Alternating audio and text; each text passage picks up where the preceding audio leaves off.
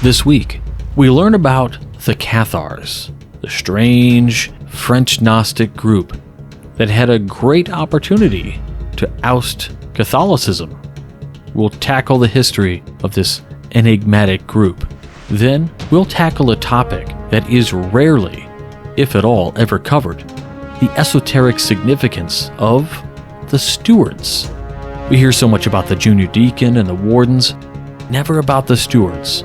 So this week, get ready for an awesome journey into that symbolism of those two less written about and less celebrated positions within the Masonic Lodge. Finally, we'll wrap it up with an amazing piece from Mark St. Cyr as he continues the Lodge Education Application Series. This week, he's given away the biggest secret. Whether Lodge, society, nation, kingdom, you name it. If you want things to change, there's only two options. All this and more. Stay tuned. Welcome back to Whence Came You, a Masonic podcast featuring research papers and discussions related to Freemasonry. Here's your host, Brother Robert Johnson. Welcome back to the show. This is episode number 614. I want to thank our producers, fellows, contributors, and legacy partners of the program. Without you, we cannot make the show. And if you're out there thinking, gee whiz, I listen to this show every week and I'd love to help out, head on over to wcypodcast.com, click on support the show, and check out the various options we have available. From monthly gifts to one-time gifts, whatever fits for you. Heck, even $1 helps out. The first piece I have for you this week is something that I find to be fascinating. I've read many of the books by Lomas, I've read books by Bagent, and all of these sort of, well, they might be classified as pseudosciences. Of course, there have been specials on things like H2 and the never-ending memes criticizing H2 for a lack of historical content and a promotion of pseudoscience and aliens. But amongst all of those things, we have tiebacks to some of the more captivating stories that the public has latched onto and has taken some of these niche topics and made them more accessible. Ideas like Christ having a wife, or having a holy bloodline, or any number of other tales, mythologies, and religious ideologies have been brought into the public eye. Think no more than something like the Da Vinci Code. People's knowledge of things like the Priory of Sion went from nothing to, heck, probably 60-70% of the people interested in these kinds of things now knew all about it, and perhaps the hoax and everything else. So with that, I wanted to read this piece that I found on philosophicalsociety.org, which talks about Catharism, or Catharism, and perhaps a connection to Masonry, but if not Masonry, then perhaps something else. Perhaps something more divine. Catharism, the strange history of the 13th century French Gnostics.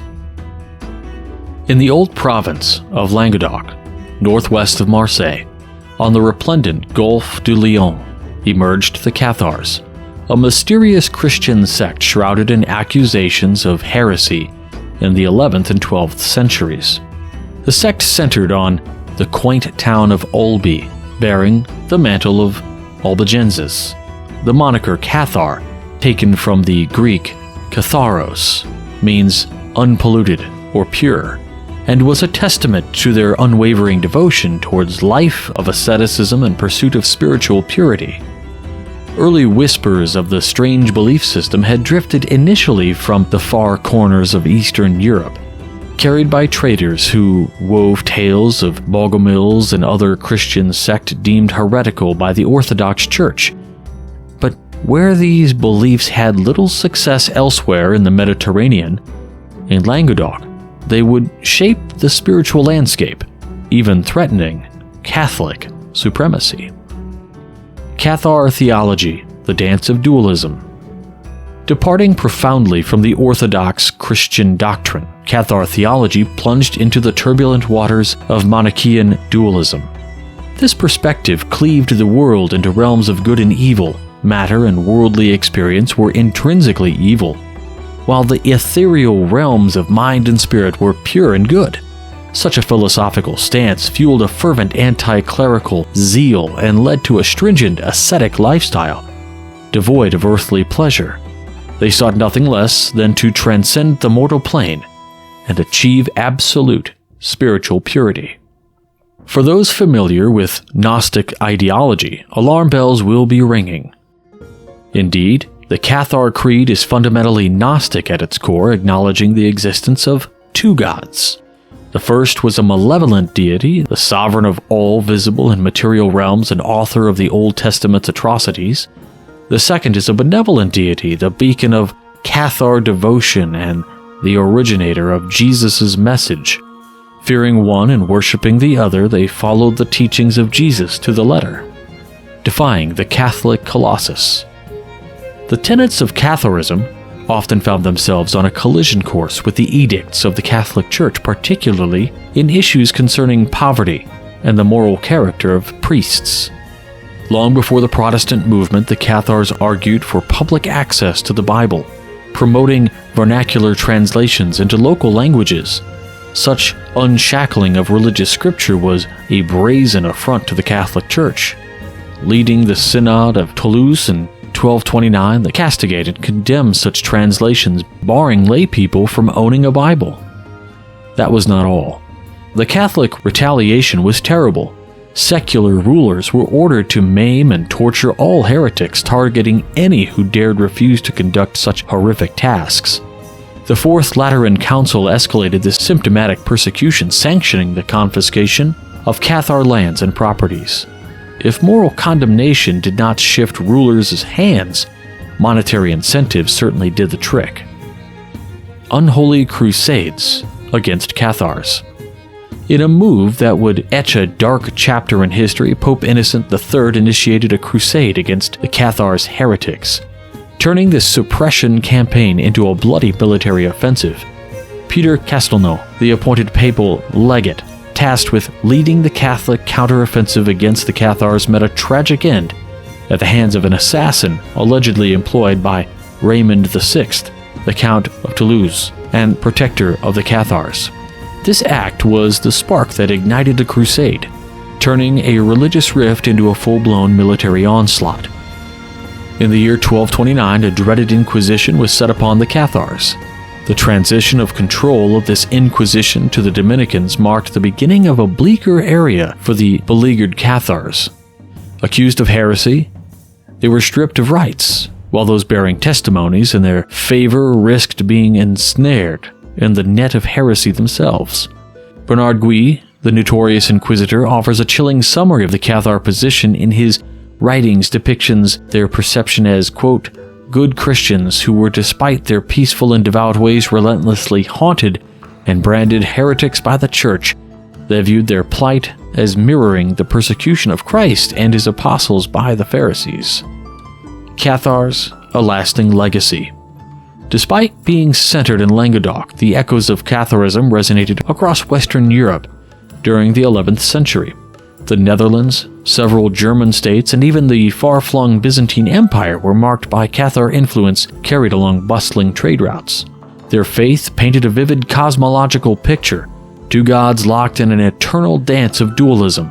The good God of the New Testament was credited with the creation of heavens, light, and souls, while the bad God of the Old Testament was seen as a jailer of souls, imprisoning them within human bodies and ruling over all material things.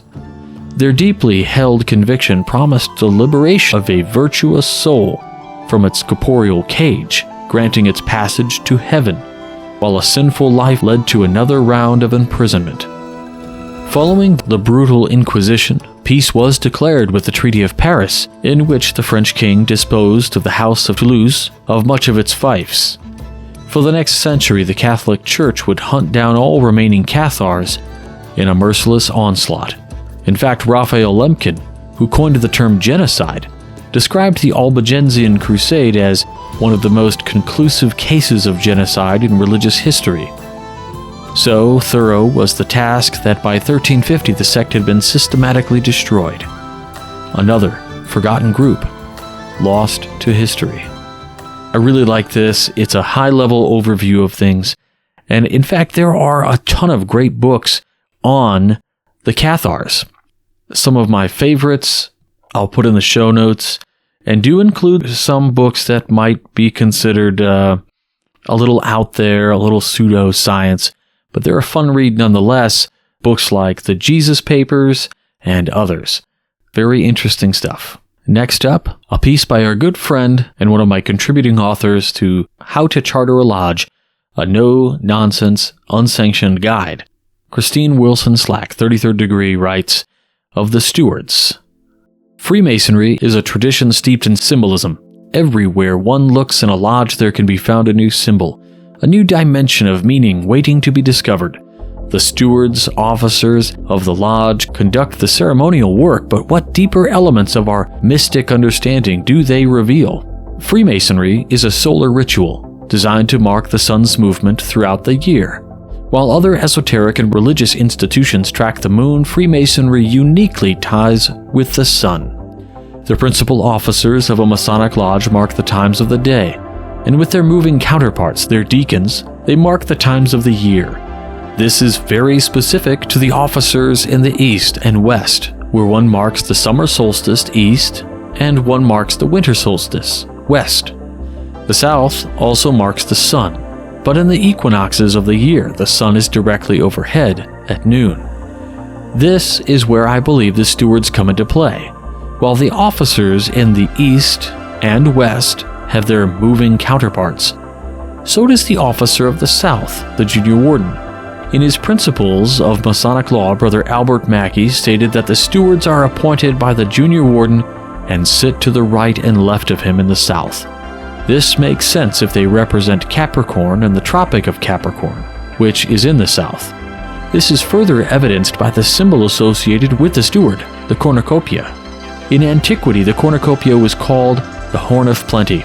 It symbolized abundance and nourishment, commonly a large horn-shaped container overflowing with produce, flowers, or nuts. Traditionally, the horn was a goat's horn, as noted above, and is associated with Capricorn. The stewards sit on opposite sides of the junior warden, but are not to the extremes of being in the west or the east. This indicates that they are a midway point between the two, marking the solstice periods. The reason for this may become a little clearer if we look deeper into both the astrological sign of Capricorn materially and esoterically. The sign of Capricorn has three flavors, that of the river goat, the land goat, and the mountain goat. Together they represent a cycle of life. I believe this is the spiritual life, not simply the physical life.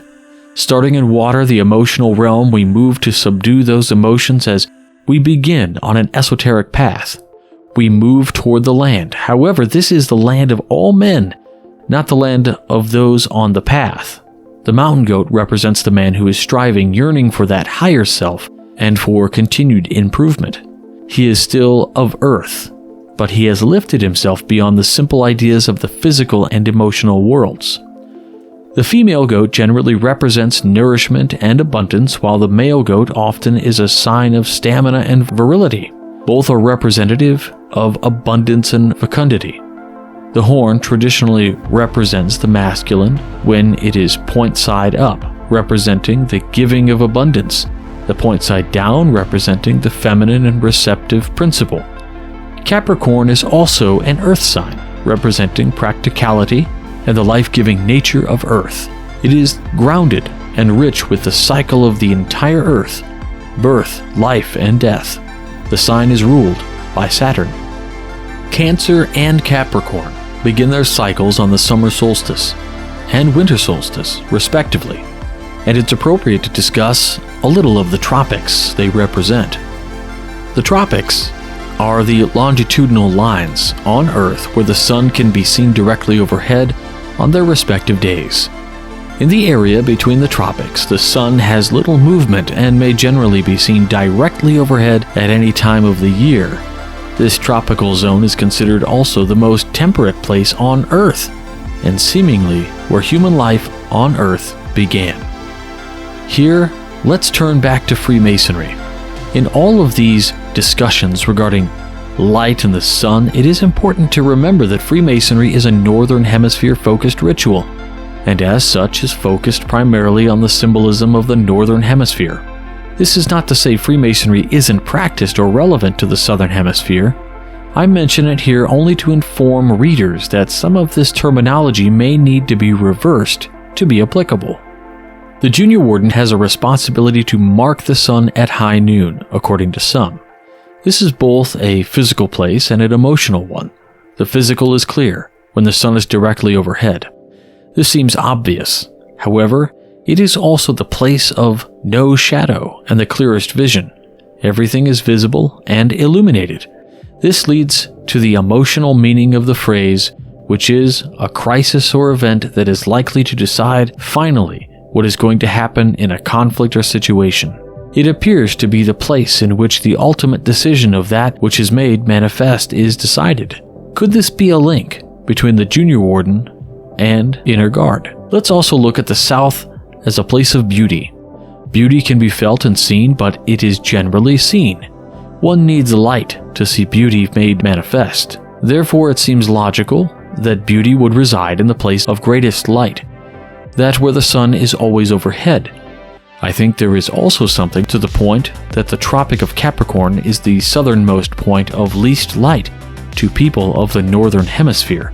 This appears to represent the moment before sunset where the darkness begins, which seems to be under the influence of the West, or the Senior Warden.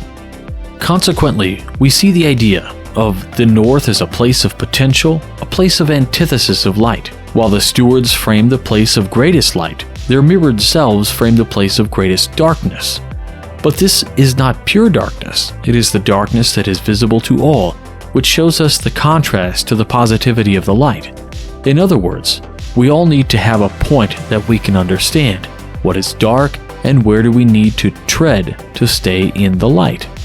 Lastly, the Stewards represent the idea of abundance and plenty within the realm of thought and ideal. That is, there is a universal plenitude that is there to help us empower our higher consciousness and spiritual attributes. Awareness, the ability to see and experience more beyond this physical realm, is perpetual, just as the cornucopia is perpetual in its plenty. I'm not speaking about material goods, but about the light that lifts us to a better humanity. The Stewards mark and do much esoterically for the lodge and the ritual. While they might seem like a minor role in the ritual at play, they have a greater purpose to the solar meaning and symbols within our work. They encourage us to look to our inner steward, the one who reminds us of the abundance of the divine and of the universe, and that which guides us on a path of light. Here's why I like this. It directly ties ideologies of solar worship, which we know existed from time immemorial, and likely is part of the systems that were borrowed by Masonry when amalgamating those rites into what would become the Masonic degree system. Like the science that's proposed, direct links to everything, sounds really awesome. And I love that Christine went in here and said, quote, that is, there is a universal plenitude that is there to help us empower our higher consciousness and spiritual attributes. And I think, lastly, I would say on this other positive note that there is little to nothing written in my eyes that is satisfactory regarding the symbolism of the Stewards. Mackie doesn't do a great job. Neither does Waite or Coyle. There's nothing really awesome in the realms of symbology. Even the books on symbology that I have fail to mention the Stewards. I have to absolutely commend Christine for tackling this subject and for decoding some of this great symbolism that we have in our fraternity. The Whence Came You podcast, I'm Mark St. Cyr with this week's installment of its Education Application Series. First, as always, the disclaimer. The following viewpoint does not represent any Grand Lodge or concordant body and is solely that of the presenter. Please be sure to check with your jurisdiction's rules for governance relating to anything discussed here before considering any application thereof. So with that said, let's dig in. In prior episodes, we started with the overarching premise of culture within the craft. Then we went through some examples for context. Well, at first blush, it could be viewed as another cry fest of an issue we're all too familiar with. Trust me, I get it. However, what we had to do before anything else is set a baseline with real examples as to apply real-world solutions that move the needle in the correct direction. So now let's move to application regarding culture, which is how to change it. Well, to quote Run DMC, it's tricky. In other words, when it comes to changing culture, you can't. That's right, I just said you can't, and I mean it. So what's the solution, you ask? Great question. And it's this. A culture can't be changed. It can only be replaced by a conformity. Now, before a bunch of you get your aprons in a twist, let me add a brief clarifier for this discussion. Regardless of what is stated in management guru books, the idea of going in and changing a current culture, which is failing, on the fly, into something that will become, let's say, productive, innovative, and/or prosperous going forward, is as much a myth as turning lead into gold. It's both pointless and useless. So what does this idea of replace via conformity truly mean from an application standpoint, using the craft as our example? Well, let's sum it up this way. If your current culture sounds a lot like a "we don't do that here" or something similar, understand you will not be successful trying to implement any lasting change of any kind through the rubric of logic or reason to foster a yes into a no. Even if you do get some consolation gift in the form of, well, maybe we'll give it a try, we just need to get some more input, blah, blah, blah, blah, blah, it'll all be hollow. Try to the Culture Club is usually nothing more than shutting you up with a one-off or maybe a two, then, at first opportunity, it'll be nixed one way or another. For you will be fought at every juncture, undermined at every turn, even absurdly rejected for trying with something that sounds a lot like, hey, we gave it a chance and it failed, don't blame us. Here's where you must fully come to grips with the maxim. A person changed against their will is of the same opinion still. These aren't empty words. This applies to singular people, groups, organizations, neighborhoods, cities, states, all the way through the nations. In other words, cultures don't change. They change only by being replaced through a process known as conformity. Everywhere you look, this is played out through history. The new culture imposes itself on the former, making itself the dominant arbiter of all rules going forward. The former culture that is being absorbed into the newer is not changed per se by a belief, acceptance, or anything else, other than it conforms to the new norms. Or said differently, they are changed via their conforming to the new, whether they like said change or not. Conformity is that change, but most are not comfortable with such a premise, so they never think of it. Why? Because getting conformity not only requires the authority to demand it, it also requires the will to use the levels of power to enforce it, whatever they may be. In other words, conformity is where and how change happens. Period. Full stop. But conformity must have legitimate, repercussive enforcement to ensure that conformity. For without it, you just get disarray. So before one begins, you'll have to find where and what that pressure point is for your situation. And enforcement can come in many forms, such as peer pressure, social pressure, legal, or other authoritative aspects. But understand, without it, the existing culture will wear all of you down into defeatism. This is why when you walk into so many differing operations, you can just feel a sense or lack of enthusiasm everywhere or anywhere within it. Usually it's because this process is in play. Here are some examples. People appear to not just be going through the motions to fulfill their task, they're actually robotic. And they talk almost robotic, if not actually so. Autopilot seems to fit as a description for every interaction that you deal with. Cliques abound, and they're obvious to even the casual visitor, for they huddle in close quarters in full public view. You've all experienced this. Ever walk into a store or office space and see a huddled group of employees talking to each other, and they'll act as if you just insulted someone's mother if you dare ask for help or service? These are just some of the signals you should pay acute attention to, because the odds are very high, no matter how prosperous that entity may appear. The current culture is sowing the seeds for its own demise. It's just a matter of time. So for our application purpose, what is one to do if we're talking specifically about, say, like reestablishing Masonic education in their lodge meetings as an example? Well, based on what we've covered, you only have two options. The first, whatever the current culture is, you have to formulate both a vision as well as a plan that others can easily understand and would commit to. Emphasis on commit. Also, understand it's not a one-man show, even if you're the current worshipful master. Why? Because the current culture will just wait you out. Then, it'll go back to where it was. However, you will need someone in a position of authority to impose compliance, whether it's an actual position such as someone in the line, or inferred status that carries weight, such as, again, maybe a past master, a past or present district grand master, a past or present grand line officer. You get the idea. You will also have to get real comfortable real fast with the idea that not only will you not be thanked for anything, you're going to be the primary focus for all backlash, whether warranted or not.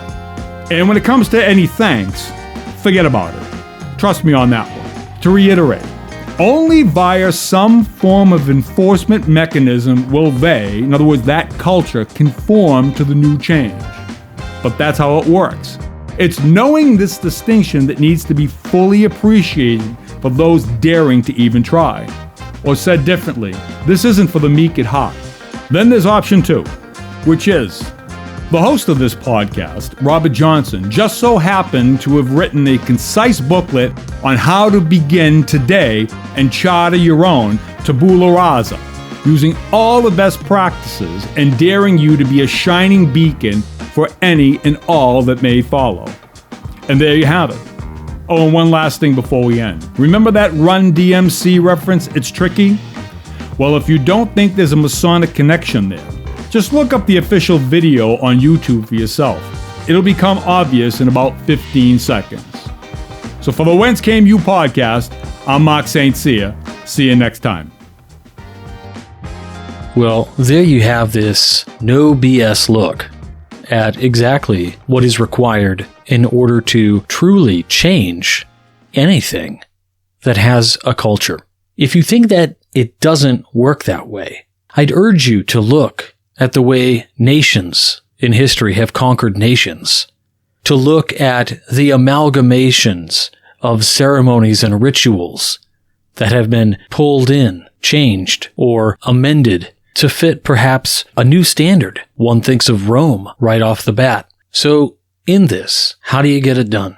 I have to thank Mark for the great plug of How to Charter a Lodge. It is absolutely a pretty concise book that I hope people get their hands on, and if they are sincerely interested in starting a lodge, they'll see that it isn't that hard. But you know what you need? Dedication. You have to be 100% in. And even in the best of cases, such as what we did at Space Novum Lodge, and what countless other lodges have done in and around the United States at least, is you'll start with a bunch of guys that are full-fledged, on board. You couldn't hold them back from wanting to be a part of this new lodge. And yet, in the span of 3 years or so, you'll likely lose 25% of them. Why? What seems to fit in someone's life at a current point in time, a nexus, if you will, isn't always the same. Priorities change. When one brother starts down a path of chartering a new lodge with a bunch of other brothers that he is very much in tune with, if that brother has school or a job or a family, the lodge quickly can become the last priority, and someone you counted on, whom you needed in order to make this lodge work, is now absent. So you need to plan ahead. All that said, loved the segment. Can't wait for the next one. That's it for this week. I want to thank you all for joining, and one more time, thank our producers, fellows, contributors, and legacy partners. And if you're curious on how you can help, visit wcypodcast.com, click on support the show, click on the bookstore, click on the store in general so you can grab a producer's pin. Whatever you'd like to do to assist the show out, all is appreciated. Of course, links to all of our articles that we read will be in the show notes. And that's it. So until next week, stay on the level. For Whence Came You, I'm Robert Johnson. Take care. You've been listening to Whence Came You, a Masonic podcast featuring research papers and discussions related to Freemasonry with your host, Brother Robert Johnson. Be sure to join us for our next edition.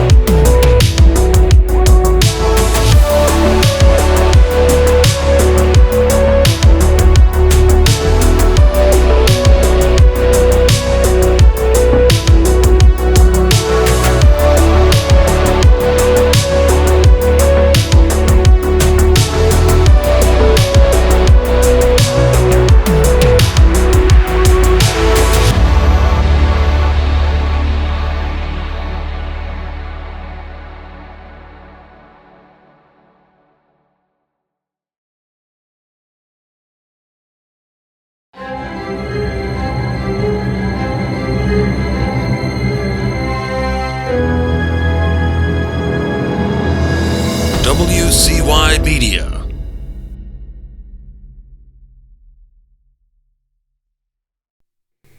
This is